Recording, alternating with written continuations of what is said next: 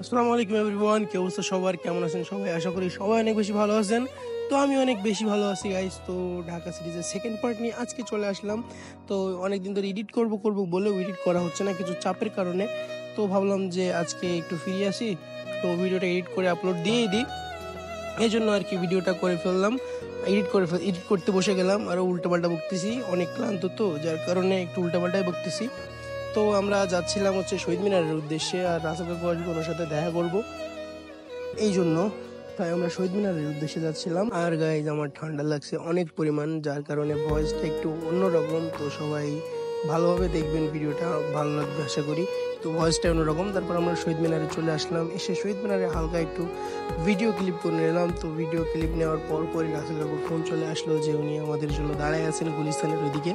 তো আমরা গুলিস্তানে যাবো বলে এখান থেকে বেরিয়ে পড়লাম, আর ওইদিকে ভাইয়াও একটু ভিডিও করে নিচ্ছিল তার ফেসবুকের জন্য। এখন সবাই কন্টেন্ট ক্রিয়েটার গাইস। তারপরে আমরা সবাই এখান থেকে বাইতুল মুকাররম মসজিদে চলে আসলাম, এখানে একটু দেখার জন্য। এখানে কিছুক্ষণ বসেছিলাম, গল্প গুজব করছিলাম বসে বসে অনেকক্ষণ।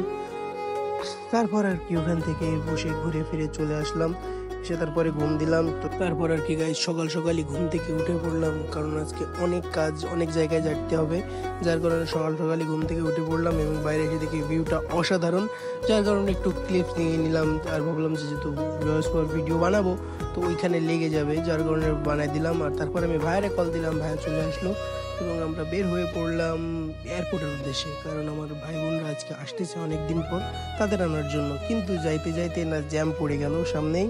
তো অনেকক্ষণ জ্যামে বসে থাকার পর রোদ ছিল অনেক গায়ে, যার কারণে অবস্থা বেশি আর খারাপ ছিল আর কি। তারপরে অনেকক্ষণ জ্যামে বসে থাকার পর জ্যামটা ছেড়ে দিল। আর যখন ছেড়ে দিল তখন আলাদা একটা খুব ভালো লাগে কাজ করে, তখন একটু বাতাস লাগে, তো জ্যামে দাঁড়িয়ে থাকতে থাকতে অনেক গরম লেগে যায়। যার কারণে যখনই জ্যাম ছেড়ে দেয় তখনই একটু ভালো লাগে। আর তারপরে চলে আসলাম টঙ্গীর এইদিকে, এখানে রিয়াল ভাই থাকে। তো রিয়াল ভাইয়ের বাসায় যাবো আমরা। রিয়াল ভাইয়ের বাসায় যাওয়ার পর ওখানে খাওয়া দাওয়া করবো, খাওয়া দাওয়া করে তারপরে ওখান থেকে আমরা এয়ারপোর্টের উদ্দেশ্যে বেরোবো। আমাদের প্ল্যান এমন ছিল, কিন্তু যেটা হলো সেটার জন্য মোটেও আমরা প্রস্তুত ছিলাম না। তো খাওয়া দাওয়া শেষ করার পর যখনই আমরা এয়ারপোর্টের উদ্দেশ্যে বের হবো বলে প্রস্তুতি নিচ্ছি, তখনই চলে আসলো ঝুম একটা বৃষ্টি। তো কি আর করার, অনেকক্ষণ অপেক্ষা করার পর আর কি তারপর আমরা ভিজতে ভিজতে অবশ্যই এয়ারপোর্টের এদিকে চলে আসলাম। এবং এয়ারপোর্টে এসেও অনেকক্ষণ ওয়েট করা লাগলো ওদের জন্য, কারণ ওরা অনেক লেটে আসছে, কারণ সেটা জানি না। তাই আর কি আমরা একটু ঘুরে ঘুরে বেড়াচ্ছিলাম আশেপাশেই। তো অনেকক্ষণ ওয়েট করার পর অবশেষে তাদের দেখা মিলল। তো অনেক অপেক্ষা করার পর তারা আসলো, এটা ভাবছিলাম গাইজ, কিন্তু তারপরে কাছে যেয়ে দেখি ওরা না।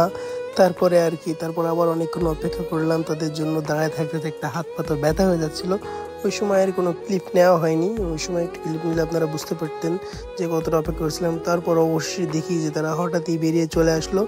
তো তাই দেখে আমার ছোট ভাই আবার দৌড় দিয়ে চলে গেল ওদের কাছে, অনেকদিন পর ওদের পাইছে, যার কারণে ওইভাবে ছুটে গেল ওদের কাছেও। তো এটা দেখে আমার নিজেরই খারাপ লাগছিল যে ওদের ছাড়াও কতটা কষ্ট পাইছে এতদিন। তো ওদেরকে পেয়ে অনেক খুশিও, তা এটা দেখে আমার অনেক ভালো লাগছিল। তারপরে আমরা ওর পিছন পিছন ওদের কাছে চলে গেলাম, যে ওদেরকে রিসিভ করলাম এবং আমরা বাড়ির উদ্দেশ্যে রওনা হয়ে গেলাম। ওরা যাচ্ছিলো গাড়িতে আর আমি আর ভাই যাচ্ছিলাম ভাইয়ের বাইকে। তো ভিডিওটা আর বড় করবো না, ভিডিওটা এই পর্যন্ত। ভিডিওটা দেখার জন্য thank you so much. Don't forget to smash the subscribe button, press the bell icon also. Have fun, peace, আসসালামু আলাইকুম। ভালো থাকবেন, সুস্থ থাকবেন, আসসালামু আলাইকুম।